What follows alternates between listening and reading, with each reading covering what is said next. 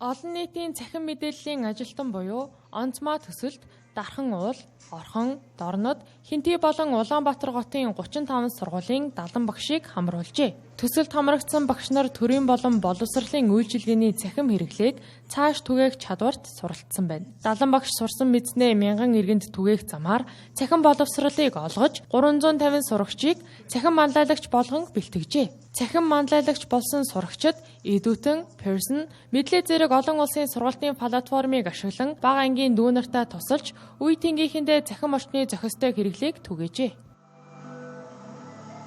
Мой саяг нэлээд сайн нэвтрүүлсэн судалгааг нэлээд сайн авсан.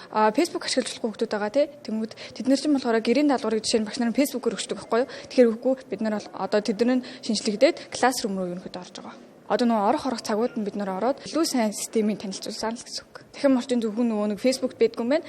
Ингээд дэлхийд даяараа цахим орчин орой бид нэрээр өөрөөр харж эхэлж байгаа юм байна гэдгийг л харж эхэлсэн. Яг сургуулийн орчинд интернетийн үйл ажиллагаа ямар шүү төвшөнд байгаа юм бэ гэдэг зүйлүүдийг бас мэдээж онцолж авч чадсанаар энэ төсөл бас илүү давуу талтай болов уу гэж бодож байна. За энэ төслөөр бид нар сурсан зүйлүүдээ дараагийн шүүх шат буюу өсвөрийн цахим манлайлагч гэж үйл ажиллагаа болж хэрэгжээд энэнийхээ өрөөнд бас Дархан уул аймагаас 170 орчим хүүхдүүдэд сонгон шалгаруулагдаад 70 хүүхэд багш нартайгаа нийлээд хүүхдүүдэд зориулаад мэдээллүүд контентуудыг сургалт олгож хүүхдүүдэд түгээж ажилласнараа илүү давуу талтай. Энэ хүрээнд бүх шатны хүмүүсийн бас цахим мэдлэг, цахим орчинд ажиллах чадварууд нь нэмэгдэж байгаа нь бол бидний үйл ажиллагаанаас харагдаж байсан. Харин одоо онцмоо төслийнхээ хүрээнд хиймэл оюуны манлайлагчдыг бэлтгэхнэ.